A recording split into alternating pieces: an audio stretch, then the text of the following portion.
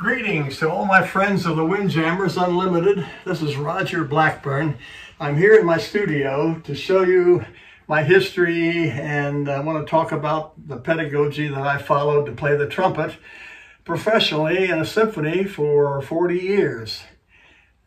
Retired life is great. I've been out since 2011, so it's been a while, and I still can play a few good notes.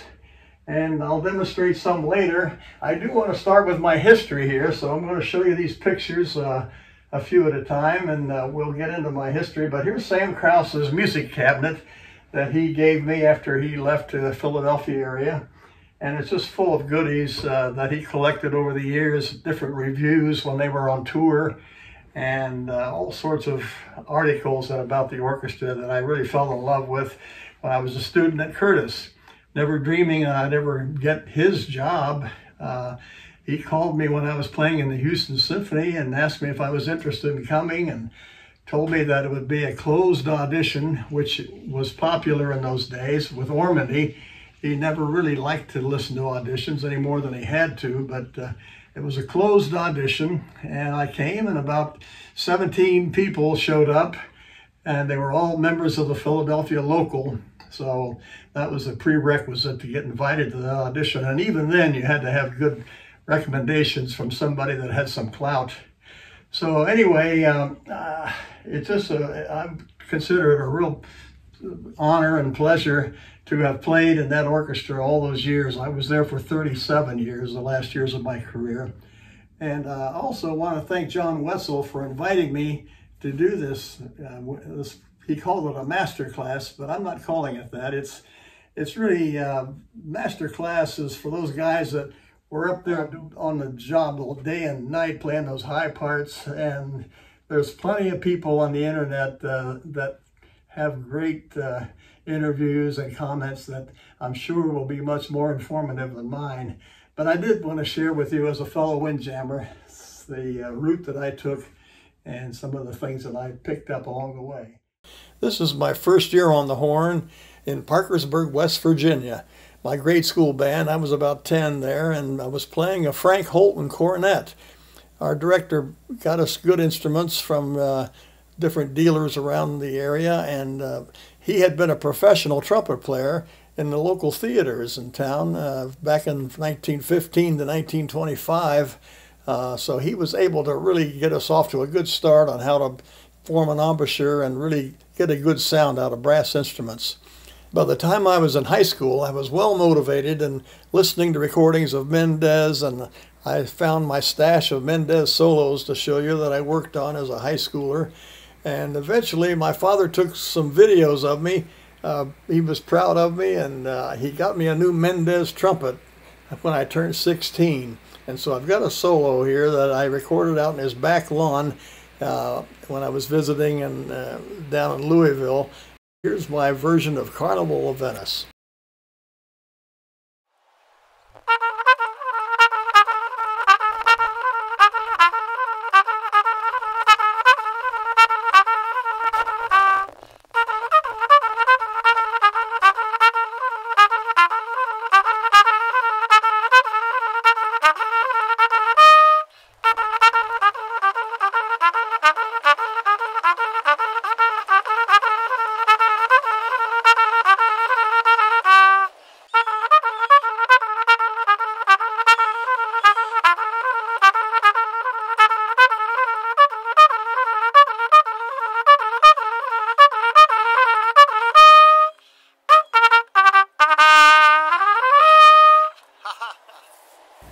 Eventually, I became first trumpet of the high school band, the Big Red Band of Parkersburg, West Virginia, and I was honored to be one of the trumpeters that started off the football segment at the halftime.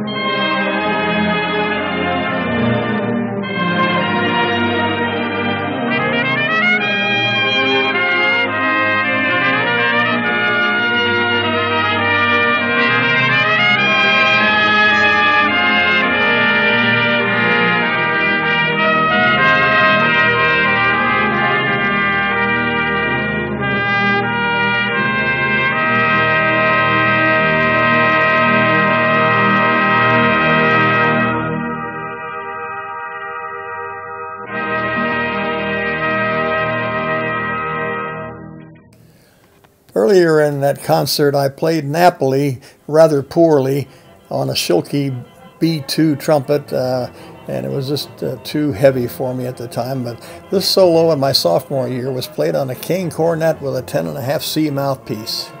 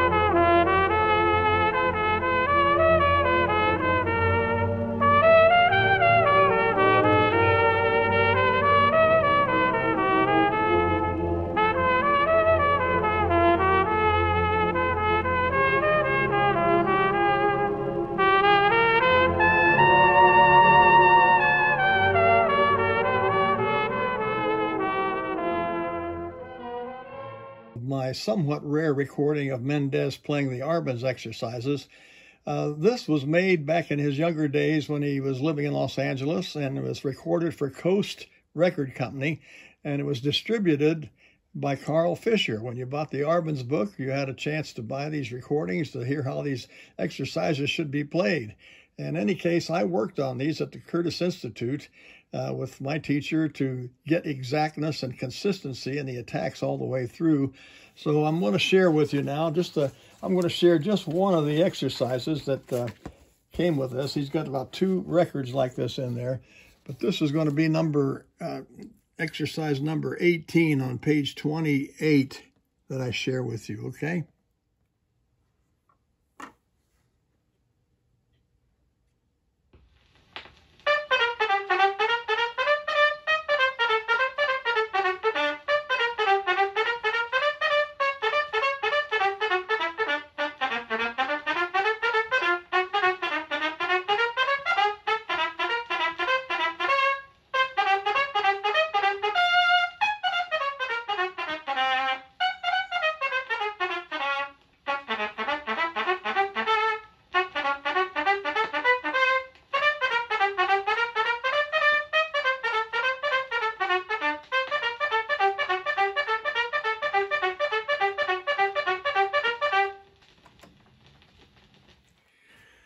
I remember that Bill Vacchiano told his students at Juilliard that if you could play everything in the Arbenz book, well, then you were a very advanced player. And this is an example of that, this kind of playing. And I don't think there are too many people that can run through the Arbenz book and play accurately like that. But that was a goal of mine, and I didn't reach it, but I got pretty close on some of the exercises. Pull out your Arbenz book and run through some of those early exercises in the beginning of the book and realize how hard they are to really play them at the tempos that they're prescribed. Following high school graduation, my parents sent me to Interlochen Music Camp up in Michigan, and I was under the tutelage of David Huber for brass quartet sessions nearly every day, and Robert Grocock, who was at that time on the faculty of DePaul University in Indiana, Crawfordsville, I believe. And it was just a time when I found myself really getting the passion for the trumpet and looked forward to studying it more intensely in college. David Huber wrote my parents a note at the end of the session encouraging them to let me become a trumpet performer, and he thought that I had it, and the rest is history.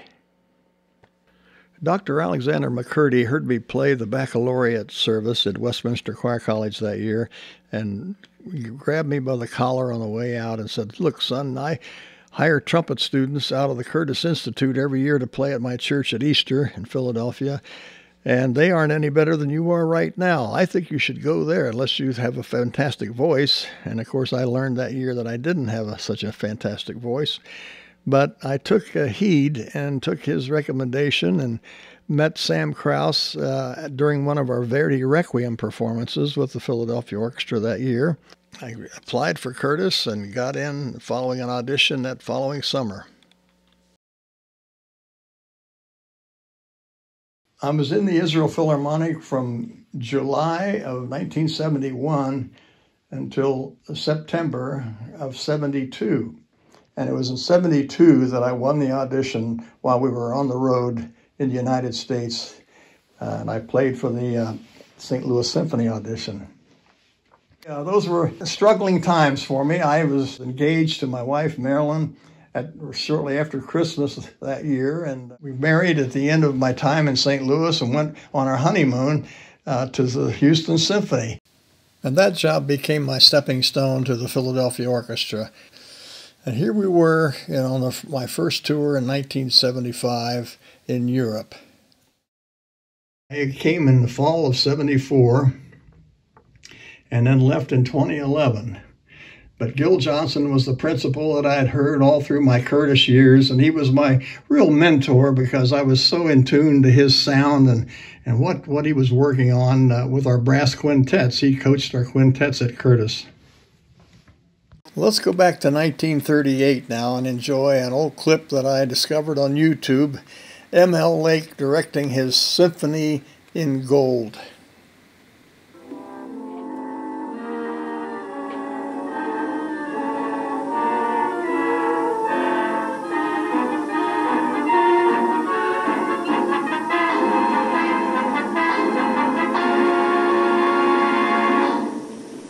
By the way, that reminds me, there's a radio program you should hear, and it'll be on the air in just a moment. What is it? Well, it's probably the greatest aggregation of outstanding musicians ever assembled for a single broadcast, and every one of them plays a con instrument. Gee, let's hear it. I'm glad I remembered it. I don't want to miss it either. Step right in here.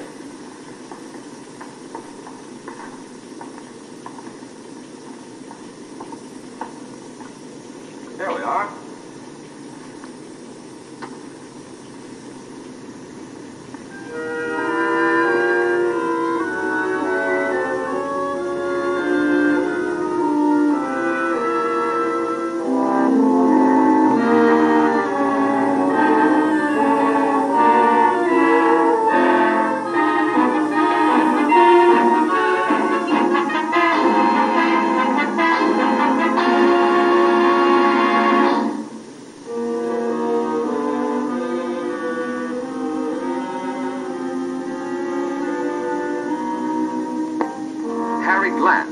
Solo trumpet of the Philharmonic Symphony Society of New York.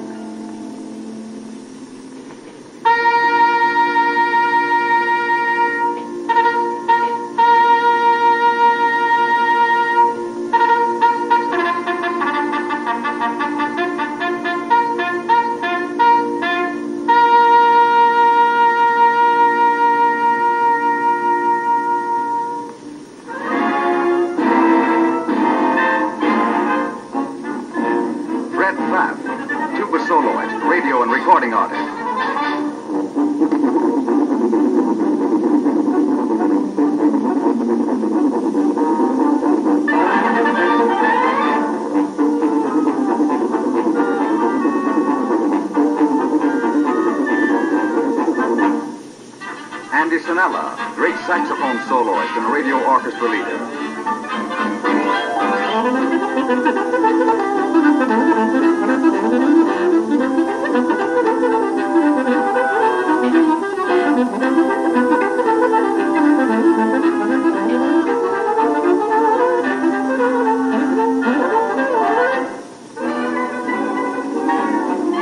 Mantia, euphonium soloist.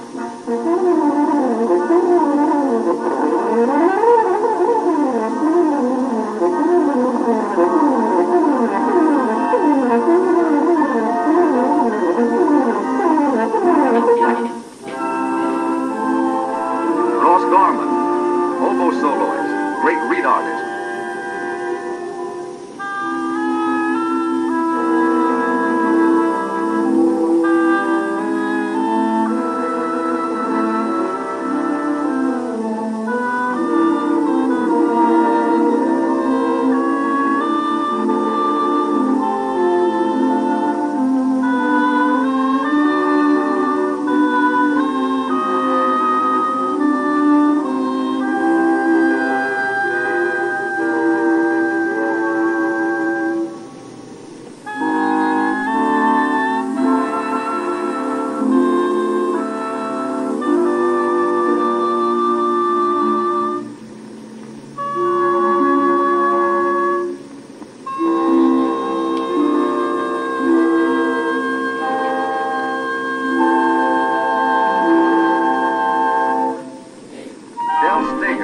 Famous cornet soloist, first trumpet of the Radio City Music Hall.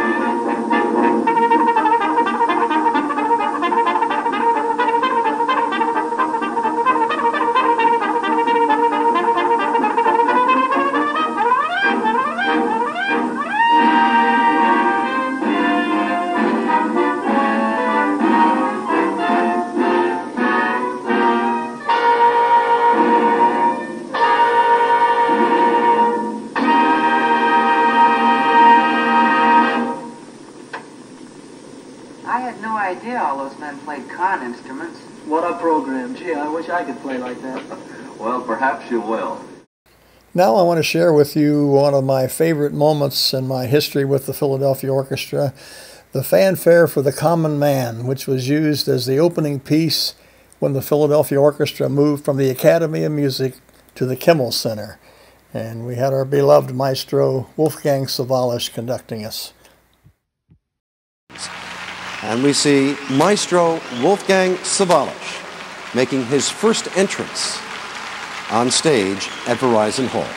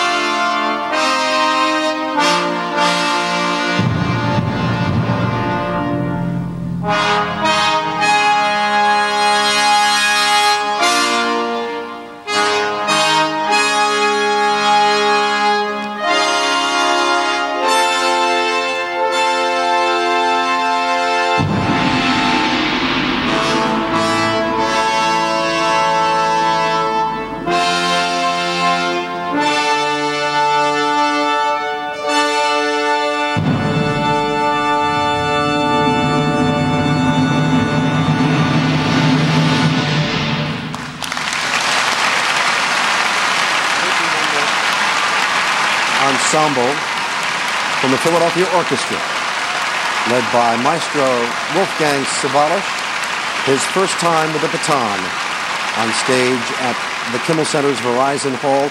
Truly an historic moment. It is the new home of the Philadelphia Orchestra. One more moment of memory from my days in the Philadelphia Orchestra was to play the second trumpet solo in Haydn's Military Symphony. I had just turned 65 that year and had sort of made intentions to retire the next year, which I did, but I asked David Bilger, who assigns all the parts of the players to play which part in that particular week, and I knew that that Military Symphony had that great moment of second trumpet player playing alone. It's a rare moment in all of orchestral literature, but when it comes, it's kind of scary, but I enjoyed it because I had didn't grow up in the woods to be scared out by a hoot owl, as my granddad used to say. So you'll get to see me enjoy this second trumpet solo. And my colleagues gave me the foot shuffle at the end. I was so happy that I got to see that and feel that from my colleagues in the orchestra. So here we are in 2010 playing the Haydn Military Symphony under Yannick Nézet-Séguin. Very special night for us. Tonight, we have special presentations to make to honor musicians who are retiring from this great orchestra. You have seen these familiar faces on this stage for many years, and I encourage you to read the bios that you have of each of them as an insert in your program. Roger Blackburn. Roger asked me to take this for him. Roger.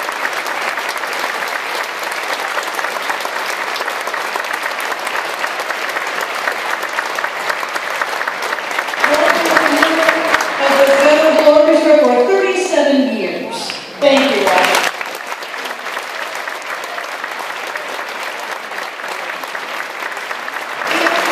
Roger is expecting his first grandchild this spring, so I know this will be a great time to spend especially time with them, and we hope you will pass your talent on.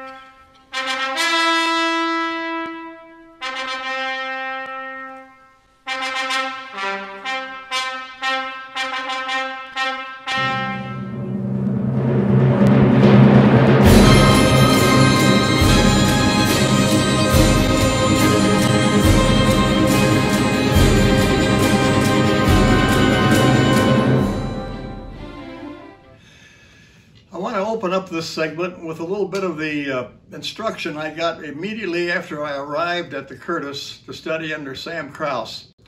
I thought that I was going to be, going to this great music school and I would be getting all these advanced exercises and millions of notes to play and all that, but I was insulted in a way, and yet I realized that the basics are the important thing about trumpet playing that we need to get right. And Sam Krause proved to me in one lesson, the first lesson, that I couldn't even play the C scale properly, which was really an embarrassment. But what he did was set up a metronome at 120 beats per minute. We played the C scale with grace notes, and I'm going to put that exercise for you to look at. And I'm going to demonstrate how we did it and how he wanted me to do it. And it took me about a month to get this exercise correctly. And it was a long time coming. I really didn't take him seriously for a couple of lessons and really didn't work on it that much. He gave me some Bousquet studies and Conconi studies to go along with the C-scale exercise. But when it came to demonstrating how much I've improved the attack, he didn't hear any improvement. And finally, after about the third lesson, he says we only give people about a month to get this right, and if they don't get it right, we let them go. So that was kind of a warning that if I didn't get that C scale right, that I was going to be out of there and looking for another school to go to. I'd already been to 2 colleges, and this was the 3rd one. I didn't want to try to mess it up. And so anyway, I went to the other students of his and asked them to demonstrate for me how they would play the exercise. And I could hear the difference immediately when they started attacking the C scale with the grace notes. And I realized how important it was to get the speed of the strokes shortened and faster, and get the length of the stroke shortened. I mean, literally, it would be maybe a 1/16 of an inch stroke he's wanting on those grace notes, and you had to accent the grace note to be sure that that's where the pronunciation emphasis was. It wasn't on the big note that followed. We tend to always play the grace notes less than the big note that follows in music, but this is a backwards exercise to help you improve the accuracy and the timing of your attack. And we all know that in orchestra music, when you're only one on a part, that timing is so crucial that every person has to be right on the button, and there's no room for slack, really. That's the difference between playing band music, I believe, where you're in a section with maybe 8 or 10 cornets playing the same part. We really, in a band, you can't really hear those really immediate differences between one player and the next, and it sort of gets blended and homogenized into a sort of a nice solid attack. But in orchestra music, we have to have a sharper attack. He compared it to a xylophone player bringing in 50 different sets of sticks in a briefcase to satisfy the attack that goes with the music he's playing. The conductor might ask for a brighter attack. What's he do? He reaches in his briefcase and pulls out the right set of mallets that'll bring that sound to the conductor's ear that gives him the high sign. So in a trumpet, we only have one mallet, and we have to learn to be like the chameleon in the forest, changing environment and changing our attacks with the environment of music that we're playing in. So that philosophy really took hold by the end of the 3rd lesson. And I'm going to play that exercise now to the best of my ability after all these years. The idea is to not hear the tick. When you're playing the grace notes, you want to play the grace note on the tick. If you're hearing this metronome after I start playing, I'm in trouble. I haven't gotten it yet.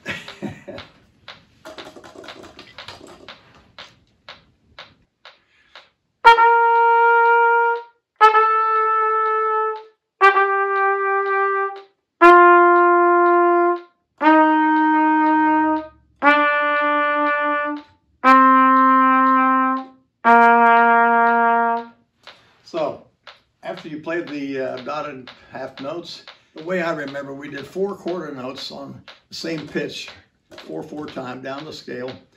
And the idea of attacking on the grace note, not to hear the tick.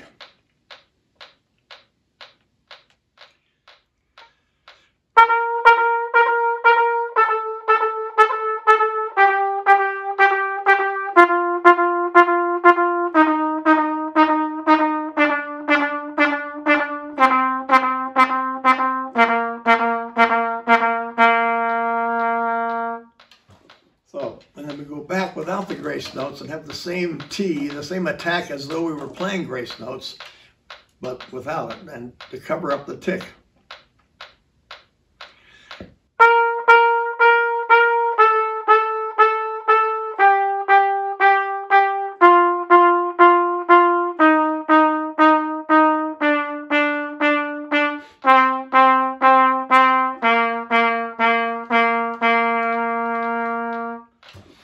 A little more difficult when you do the faster notes, but then we would go back after he felt like our attack was good enough, and we would play 5 notes down the C scale. We have a lot of 5s and 7s in Stravinsky's music, so he applied those rhythmical patterns, which can be different for each time you play it. You can go 2 and 3 or 3 and 2.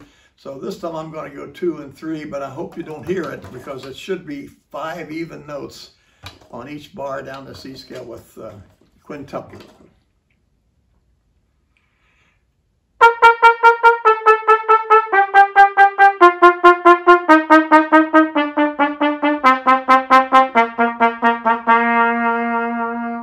Now the other way with 3 and 2.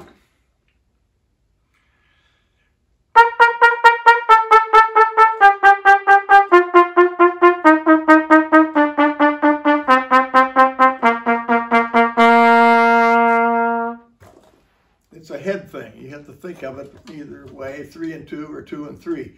Let me go back and do 7s, which is a little more complicated. We also do it with a metronome. I can't remember the tempo on those, but somewhere around. We're going to do it at 42, okay? 1, 2, 1, 2, 1, 2, 3, 1, 2, 1, 2, 1, 2, 3.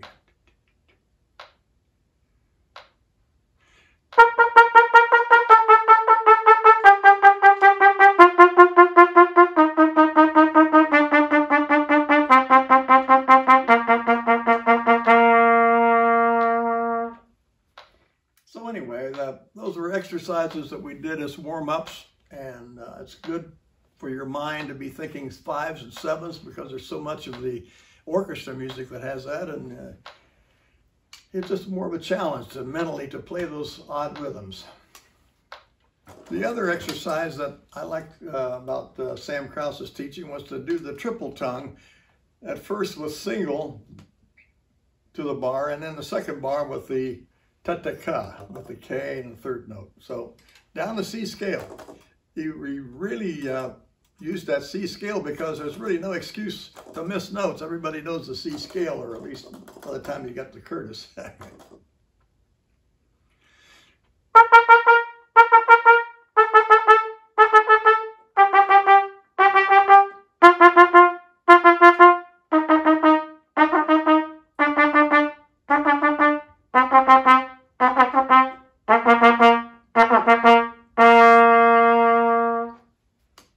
So the next one is like 2 sets of triplets, and we alternate bars with the type of syllable used.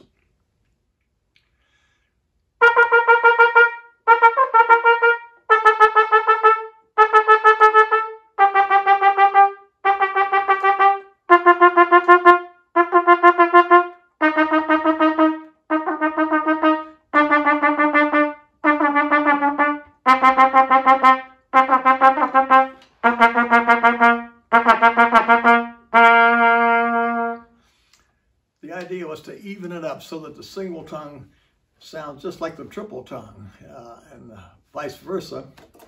Always, you hate to hear people triple tonguing where it sounds like groups of 3s, and it happens very easily in extended triple tongue exercises. Those Carnival of Venice variations with a triple tongue, you can get into a bunch of triplets very easily. I'm going to demonstrate that triple tongue with the old cornet that like I had in high school. This is a Master King, and it's 270,000 series. Back in the mid-40s, I think it was made. And anyway, this is a little more correct for the triple tongue type solos. I believe this is an original King mouthpiece. It doesn't say so on it, or does it? No, it doesn't have any marking, but it's a really easy mouthpiece to play with this cornet.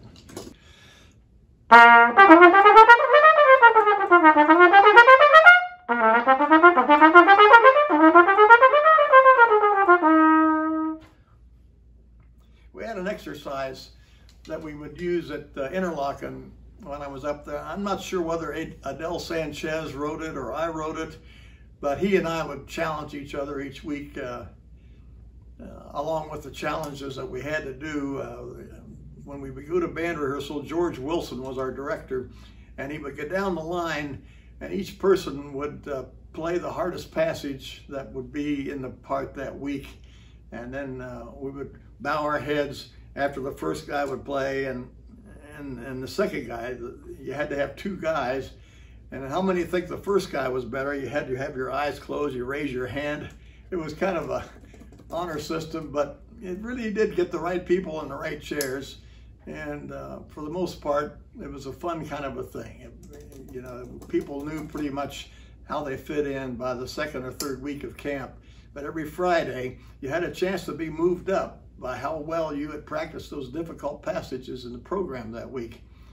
So, but this is an exercise I want to demonstrate to show you how what we did to challenge each other. We would see who could play it the fastest. Anybody in the section, and it didn't take long to learn it, and I'm not sure where it came from, but this is it.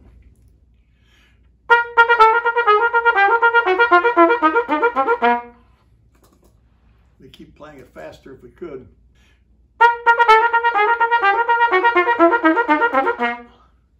That reminds me about an incident that came up when I met Phil Collins. After so many years had passed, my daughter started working for the Cincinnati Symphony's annual fund department, and I came over and met the trumpet section.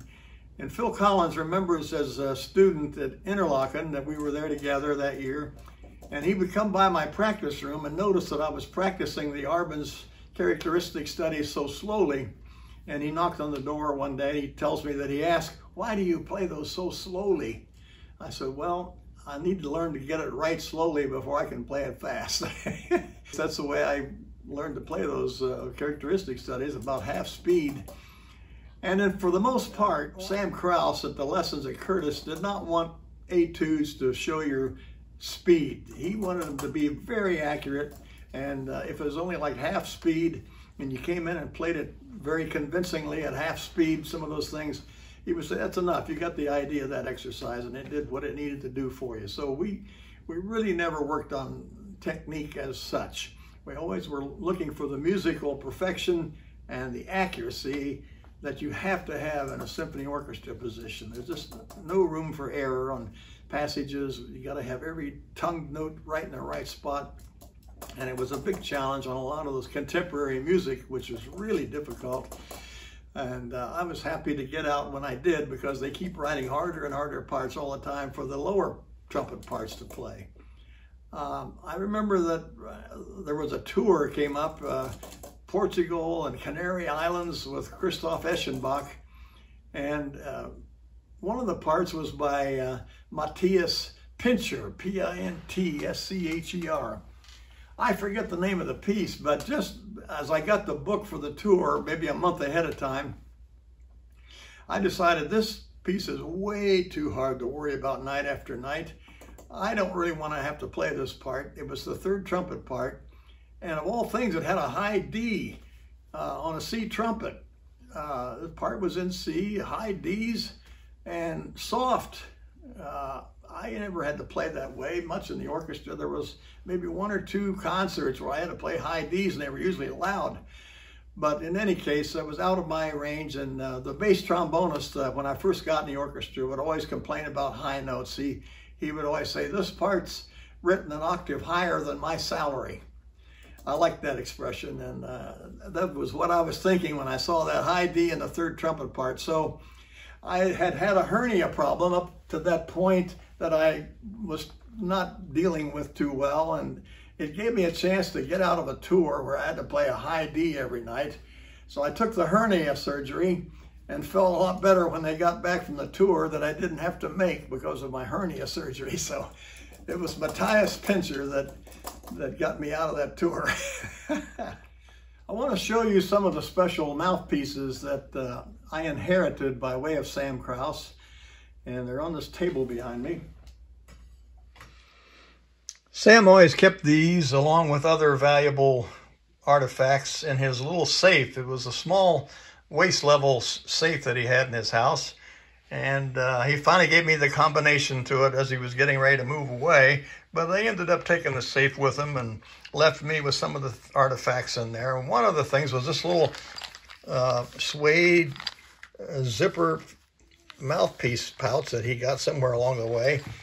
And some of the mouthpieces there are very interesting and rare. Here's a mouthpiece that he showed me that originally, and the initials on it were MS. And he said, "No, it's not multiple sclerosis. It's Max Schlossberg." And so I said, "Wow, how old is that? Who made it?" Well, we don't know who made it, but it's pretty good size rim on it, and it's a little on the deep side.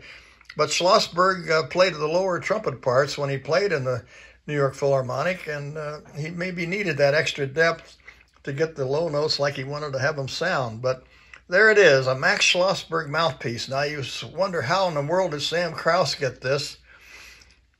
I listened to Tom Stevens' lecture on the Schlossberg, and I saw that he acknowledged about 5 players there that had passed down Schlossberg's technology and his philosophy of trumpet playing. But he didn't mention Saul Kasten. Saul Kasten was the principal in Philadelphia for from 1921, I believe, until about 1941, or around 1940-ish. In any case, Vincent DeLosa made a mouthpiece that Saul Kasten used most of his career, and he had his name written on it. And so this mouthpiece came in with the Schlossberg mouthpiece to Sam Krause after Saul Kasten passed away. His widow knew the importance of these mouthpieces, so he passed those on to Sam Krause, and then Sam gave them to me to preserve. Vincent DeLosa was a mouthpiece maker and repairman in Philadelphia from probably the early 1920s until his son took it over in the 1950s, probably. And but in any case, he made this mouthpiece, and this is one of his mouthpieces for Saul Kasten as well. He didn't have Saul's name on it, but these were mouthpieces that Kasten used, and they were basically about a 3C size rim. So there's the note that was in there with the mouthpieces. Vincent DeLosa and his son, Vince Jr., was the one that did most of my repair work during my years at Curtis and early years in the Philadelphia Orchestra. Now, this other tool was passed to Sam Krause by Vincent Bach, and it's a backboard tool, and I'm going to take it apart here.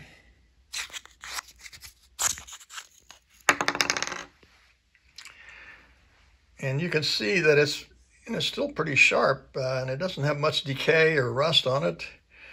But this was the number 10 backboard tool that was in the Bach factory at Mount Vernon. And before Vincent Bach sold all of the stuff to Selmer, he pulled away this tool and gave it to Sam Krause to check his mouthpieces with it. And so on the drawing, he wrote a note to him. On the drawing, you can see how to use the mouthpiece. It's 4 inches from the rim of the mouthpiece to this point of the tool. So in any case, if your mouthpiece stuck out too far, the backbore wasn't big enough, so you would have DeLosa ream it out for you. So we had mouthpieces reamed out for us while we were at Curtis, because most of the Bach mouthpieces that were made at the factory in those early mid-60s or so when I was at Curtis were not totally accurate all the time, and the backbore wouldn't be pushed in enough. They'd keep making them and turning them out fast, and so they wouldn't take that extra time to put that last push in there to get that 1/16 of an inch sometimes. So anyway, this is the tool that Sam used for his students while we were at Curtis to help get our intonation high enough on the high notes and everything. Otherwise, our high C's were flat, the way you'd get the mouthpieces from the factory in those days. I also want to show you my practice device that I use in the car while I'm driving around in the St. Louis area. You know, practically everything near our house is at least a half an hour away. Not the groceries, but anything we want to go to downtown. But right now during COVID, we're staying at home most of the time. But when I do, when we're active, I need a place, I need something to keep me going. So one of the trumpeters of the St. Louis Wind Symphony introduced me to this device. His name is Tom Bruce, and a good player and a carpenter, basically. And so he has a lot of imagination on how to fix things and make it work. So I said, how do you keep in shape for this St. Louis Wind Symphony gig? He says, I'll show you. So he made me one of these out of a Gatorade bottle.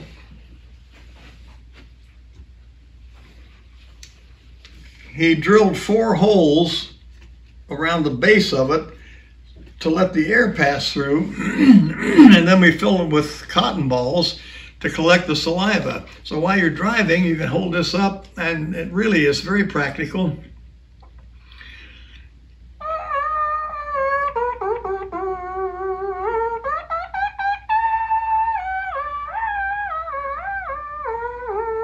The resistance is very good because of the holes in the bottom, and you don't have water leaking in your lap. So I drilled a hole in the cap, and I have one of Gil Johnson's mouthpieces that I inherited when I inherited his trumpet, a nice 1C. So I got a good mouthpiece, and it inspires me to buzz more.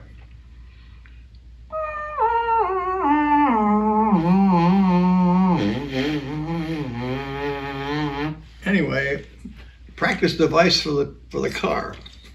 And then when I was in the orchestra, I saw a testing device that they use for emphysema patients, and I thought this would be a good thing. It reminded me of those things that Arnold Jacobs used to test people's breath control with.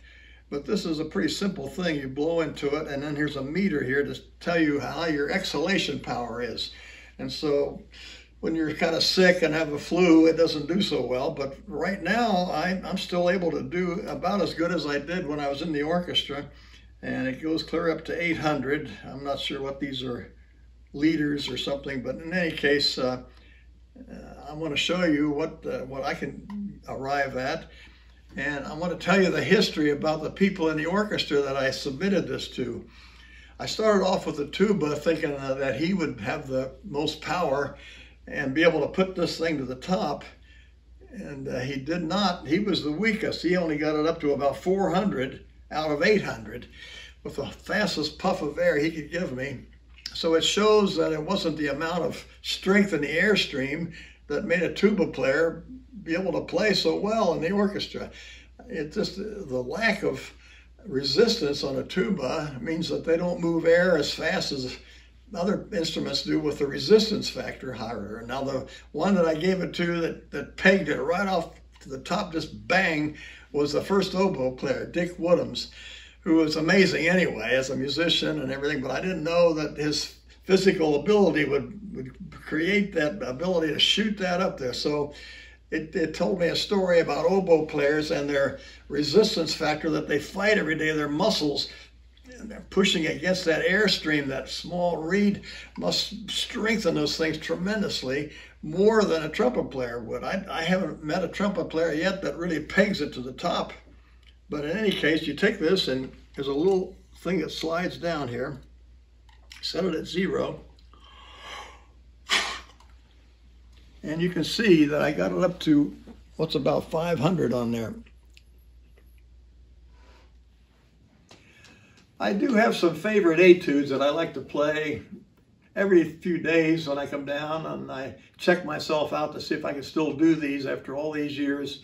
I learned this one when I was at Curtis, and the idea was to develop the ability to go in the lower register and come back out and get into the high register, and some wide intervals and all those kind of things. It's in my old Brandt book that I had when I was a freshman at University of Kentucky studying under Jack Hyatt. Pretty well shot by now, but I've got a record of all the exercises that I played for him in here, and this is number 33 in the first section. The challenge, of course, is to play the notes with good sound from one register to the other, an acceptable sound. I mean, some of these technical things are impossible to get an acceptable sound in all of the. If you played it up to a tempo that would be really fast, I think it would be really difficult. But when you take it slow and really to try to be exact with it, it's much more productive and easier to listen to. My wife will yell down if I'm missing too many notes. She says, take it slower and get it right. And so that reminds me that that's the important thing, is to get it right. And even if you have to play it slower, I don't have a conductor to follow anymore, but my wife is a good conductor occasionally. I get a lot of instruction from her on a lot of things in life, and I'm happy that I retired from the boss to a new boss that I really love. I'm going to play this for you now.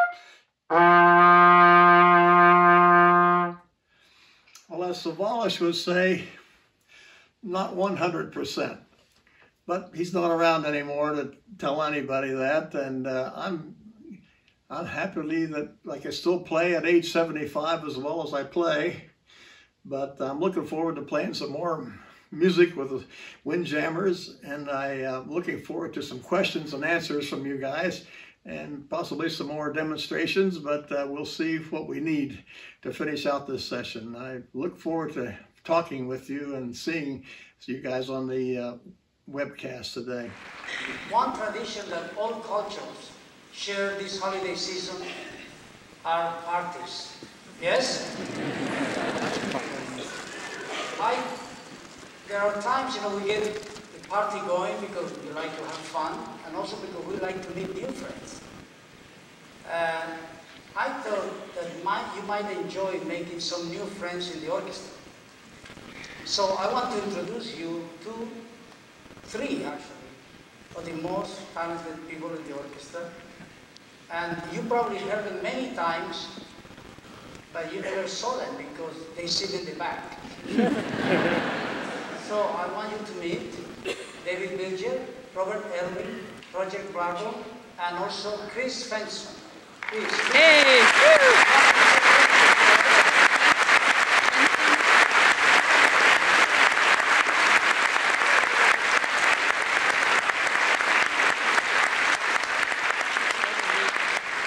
So, audience, this is what the trumpet session looks like. And Chris is our new member of the orchestra and the trumpet section, and I'm very happy to have him, but this piece doesn't require fourth trumpet. So he promised to get good coffee for us after the performance.